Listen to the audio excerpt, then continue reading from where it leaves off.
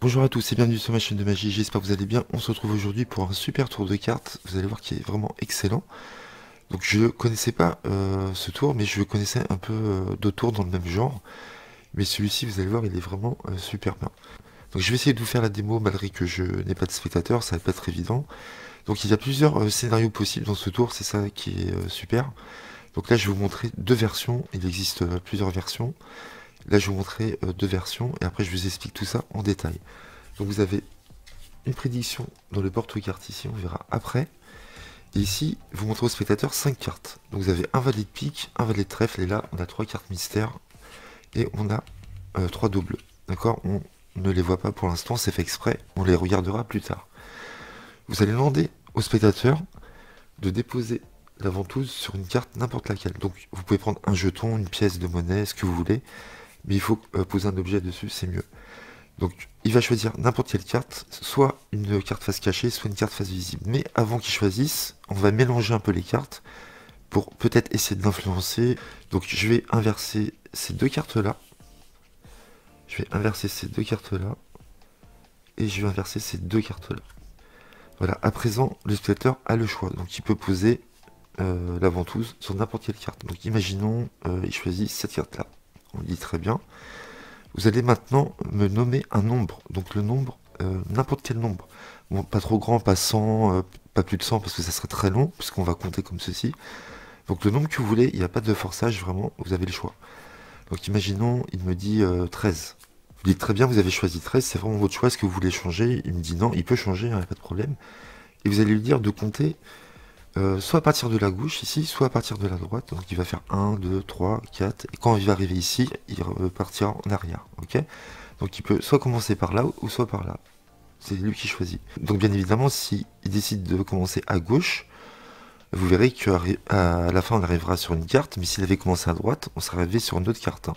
Donc imaginons, il va aller sur la gauche. Donc il va faire 1, 2, 3, 4, 5, 6, 7, 8, 9, 10, 11, 12 et 13. On arrive sur une carte ici. S'il avait commencé par la droite, on aurait fait 1, 2, 3, 4, 5, 6, 7, 8, 9, 10, 11, 12, 13. Vous avez vu, on serait tombé sur cette carte-là. Donc là, on vient de tomber sur cette carte à double. On ne sait pas l'identité de cette carte. Ce qu'on va faire, on va retourner toutes les autres cartes. Et là, on dit au spectateur, est-ce que vous remarquez quelque chose? Là, il peut vous dire qu'il n'y a que des figures, c'est vrai, il n'y a que des figures, il y a un valet, une dame, deux valets, une dame et un roi. Mais vous lui dites, non, non, il y a autre chose, regardez bien. Et là, on s'aperçoit, en fin de compte, peut-être qu'il va vous le dire, hein, sinon vous lui dites, on s'aperçoit que chaque carte, ce sont des cartes noires. Et ce qui serait assez intriguant à partir de ce moment-là, c'est que vous dites au spectateur, imaginez que ici, la seule carte que vous ayez choisie, parmi toutes ces cartes noires, ça soit une carte rouge. Ça serait quand même assez fou. Et donc vous retournez la carte et vous montrez que effectivement la seule carte qu'il a choisie, c'est une carte rouge. C'est la seule, hein. Il n'y en a pas d'autres. Les autres sont toutes noires. Et ce qui est encore plus fou, c'est que depuis le début ici j'ai une prédiction. J'avais prédit une carte. Et là vous laissez faire le spectateur, vous laissez ouvrir. Et on s'aperçoit que dans mon porte-carte, je n'ai qu'une seule carte. Le valet de carreau. Ici. La seule carte choisie par spectateur, j'avais prédit exactement la même. Donc voilà pour la première version. Donc je ne vais pas vous faire la deuxième version, ça sert à rien. Vous allez voir, vous allez la voir pendant que je vous explique comment ça marche. Donc j'espère que vous avez aimé. Et donc on va passer tout de suite aux explications. Donc si vous avez kiffé le tour, bah, restez avec moi. Et puis on se retrouve tout de suite pour l'explication. Donc on se retrouve pour l'explication de ce tour. J'espère que vous avez aimé. Donc c'est très simple. Donc vous prenez un jeton, un dé, ce que vous voulez. Il faut un petit objet pour poser sur la carte. Vous prenez un étui et vous allez placer le valet de carreau à dos rouge. Face visible, mais vous n'allez pas l'insérer, hein. Vous allez voir pourquoi. Donc vous le laissez libre, face visible, valet de carreau. Et vous déposez ça sur le côté, c'est votre prédiction. Ensuite, il vous faudra un valet de trèfle, une dame de pique, un valet de pique, un roi de trèfle. Donc toutes les cartes sont à dos bleu, sauf le valet de pique qui est à dos rouge.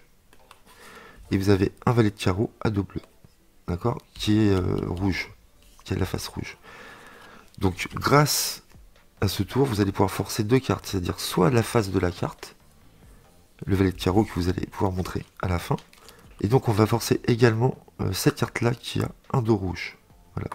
Donc vous verrez que dans tous les cas, le spectateur va arriver sur une des deux cartes. Et donc s'il arrive sur un dos rouge, je vous expliquerai après tout ça, vous prenez votre étui et vous montrez un dos rouge. Vous allez voir. Donc soit, il y a plusieurs scénarios possibles, soit le spectateur va choisir directement une de ces deux cartes, il n'aurait pas besoin de demander le nombre, ou soit il va tomber sur les autres cartes, qui ne sont pas les cartes qu'on doit forcer, et là on va devoir choisir un nombre. Donc je vous explique tout ça en détail. Donc vous prenez pique trèfle, comme ceci. Ensuite vous mettez dame, roi. Vous mettez roi, dame, et vous mettez le valet de carreau en dessous. D'accord, donc la carte à forcer ici, et la première sur le jeu. Donc vous êtes prêt à commencer votre tour, vous avez votre valet de carreau qui est ici, face visible, ici, vous dites voilà j'ai une prédiction, on verra à la fin. Vous montrez 5 cartes et vous dites nous avons 2 cartes face visible et 3 cartes face cachée, on verra l'identité après. Voilà. Et vous dites vous allez devoir choisir une carte, donc le choix est libre, vous allez déposer cette ventouse sur n'importe quelle carte, mais avant, je vais essayer de vous influencer, je vais un peu mélanger les cartes, ou un peu vous embrouiller, on va voir. Donc vous inversez toujours ces deux cartes-là. Ensuite, les deux cartes ici, donc ce sont les deux cartes à chaque extrémité. Et ensuite, vous inversez les deux cartes qui sont à côté de la carte qui est au centre, toujours. Donc vous inversez ici. On se retrouve dans cette situation-là. Ok. Donc la carte à forcer est ici. Et l'autre est ici. D'accord. Et donc regardez ce qui se passe. Donc il y a plusieurs scénarios. Donc imaginons, premier cas, le spectateur dépose sur une des deux cartes à forcer. Donc imaginons, il dépose sur celle-ci. Donc s'il dépose la ventouse sur cette carte, vous n'avez pas besoin de demander de nombre, hein, puisque il a choisi la bonne carte. Donc comme elle est face cachée ici, vous allez retourner toutes les autres. Pour montrer que des cartes noires. Et vous dites, est-ce que vous remarquez quelque chose? Voilà, il n'y a que des figures, et ce ne sont que des cartes noires. Et ce qui serait fou, c'est que vous avez posé la ventouse sur cette carte, vous auriez pu la déposer sur une autre carte. Et là, ce qui serait fou, c'est que cette carte-là soit rouge. Et là, vous retournez et vous montrez un valet de carreau, c'est la seule carte rouge. Là, vous dites, j'ai une prédiction depuis le début, vous ouvrez, vous laissez faire le spectateur, hein, il peut ouvrir. Vous ouvrez là, ça tue, on voit un valet de carreau. Vous ne montrez pas le dos. Hein. Vous déposez comme ceci, vous dites, regardez, j'avais prédit le valet de carreau, vous avez choisi le valet de carreau. Et là, franchement, c'est hyper fort. Voilà. Ensuite, deuxième cas. On est comme ça. Hop. Le spectateur dépose sur la deuxième carte à forcer. Donc là, bah, c'est super. Vous n'avez pas besoin de demander de nombre également. Donc là, vu qu'elle est face visible, ici, vous allez retourner celle qui est face visible. Comme ceci. Ce qui fait que, là, à ce moment-là, vous dites au spectateur, est-ce que vous remarquez quelque chose? Vous avez vu, tous les dos sont bleus. D'accord? Et ce qui serait incroyable, c'est que la seule carte que vous ayez choisie est un dos rouge. Et là, ça claque. Je vous dis pas, c'est super. Donc là, c'est très intriguant. Et vous dites, ce qui est fou, c'est que depuis le début, donc là, vous prenez votre étui. Et là, comme vous savez que là, vous avez la face, il faut que vous retourniez l'étui et que vous montriez le dos. D'accord? Et là, vous enchaînez en disant, depuis le début, si j'ai une prédiction, vous allez ouvrir, d'accord? Et vous allez voir, et vous montrez un dos rouge en disant, j'avais également choisi comme prédiction un dos rouge. Et c'est la seule carte sur laquelle vous êtes tombé, c'est un dos rouge. D'accord? Bien sûr, il n'y a pas d'autres cartes. Et ça passe très bien le fait de prendre l'étui ici et de dire, ici j'ai une prédiction depuis le début, rappelez-vous. Vous êtes tombé sur cette carte-là, donc vous montrez avec votre doigt. D'accord? Le spectateur oublie que vous avez retourné. Hein, et vous dites, vous avez choisi une carte rouge, c'est la seule. Et moi, j'avais prédit également une carte rouge et vous déposez à côté. Donc vous avez vu, on va forcer soit le dos de cette carte ou soit la face de cette carte. Voilà. Donc ça, c'est les deux scénarios, on va dire, qui sont top, parce que le spectateur tombe directement dessus. Et vous allez voir que s'il tombe sur sur celle-ci ou celle-ci, on va très bien s'en sortir, et la méthode est dingue aussi. Donc là, imaginons, donc là on va le faire qu'une seule fois, hein, l'exemple, imaginons, soit il tombe sur cette carte-là, il choisit cette carte-là, celle-ci ou celle-ci. Donc ce ne sont pas les deux cartes qu'on doit forcer, d'accord? Donc imaginons, il choisit la carte du milieu. Donc à ce moment-là, s'il choisit cette carte-là ou cette carte-là, vous allez lui demander de choisir un nombre. Donc n'importe lequel, il n'y a pas de forçage. Et suivant le nombre qu'il va vous dire, s'il est pair ou impair, il va falloir qu'il compte de deux façons différentes. Donc très simple, s'il choisit un nombre impair, il va devoir compter 1 à la prochaine carte. 1, 2, 3, 4, 5, ou à gauche, il va pouvoir aller à gauche ou à droite, parce que là il est au milieu, il peut aller dans les deux sens. Et si vous dites un chiffre pair, il va devoir compter 1 à partir de la carte où il y a la ventouse, d'accord, et pas la prochaine. Et vous allez voir que peu importe le nombre choisi, on tombera toujours sur une des deux cartes ici. Voilà, c'est vraiment génial. Donc exemple, 11. Donc là, il peut soit aller à gauche, soit aller à droite, d'accord. Par exemple, s'il choisit ici, il peut pas aller à gauche, hein, donc il est obligé d'aller à droite. Et vous lui dites qu'arrivé ici, hop, il revient en arrière. Donc comme il a choisi un chiffre impair, 11, vous lui dites, vous allez compter 1, 2, 3, allez-y. Donc comme vous avez montré avec votre main, comme ça vous avez touché cette carte-là en disant 1, 2, 3, bah, il va faire exactement pareil. Donc il va compter 11, 1, 2, 3, 4, 5, 6, 7, 8, 9, 10, 11. On arrive sur la carte à forcer, le valet de carreau. 12, 13, c'est impair, on tombe encore sur la carte à forcer. 14, 15, toujours de la carte à forcer. 16, 17, 18, 19, 20, 21, etc., etc. 22, 23, 24, 25. Toujours, on tombera sur les deux cartes à forcer.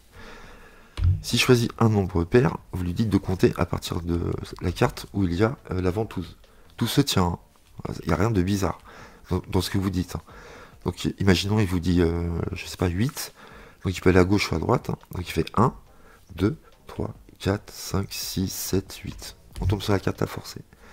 9, 10, pair, on tombe sur une carte à forcer. 11, 12, 13, 14, 15, 16, etc., etc. Ok.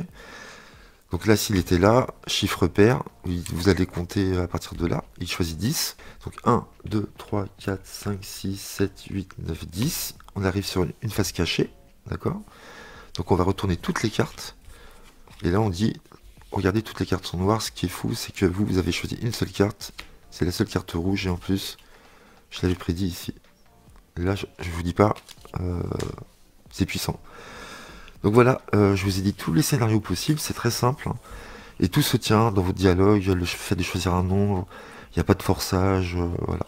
Donc voilà, je trouve que c'est un effet très fort, c'est très simple à faire, voilà, c'est très facile, il n'y a pas de mémorisation à faire, de manipulation. Malheureusement, vous pouvez pas emprunter ces cartes-là, puisqu'il vous faut un dos rouge et des dos bleus. Donc c'est pas un tour impromptu, mais c'est pas grave, il est quand même super. Franchement, je le trouve génial et j'espère que vous aussi, vous allez aimer. Voilà, n'hésitez pas à le faire. Je vous dis à bientôt les amis pour de nouveaux tours. J'ai pas mal de tours là en stock qui arrivent là, donc je vais essayer d'en mettre un peu plus prochainement. Voilà, je vous dis à bientôt et puis merci à vous. N'hésitez pas à liker, à commenter et à vous abonner. À très vite, merci.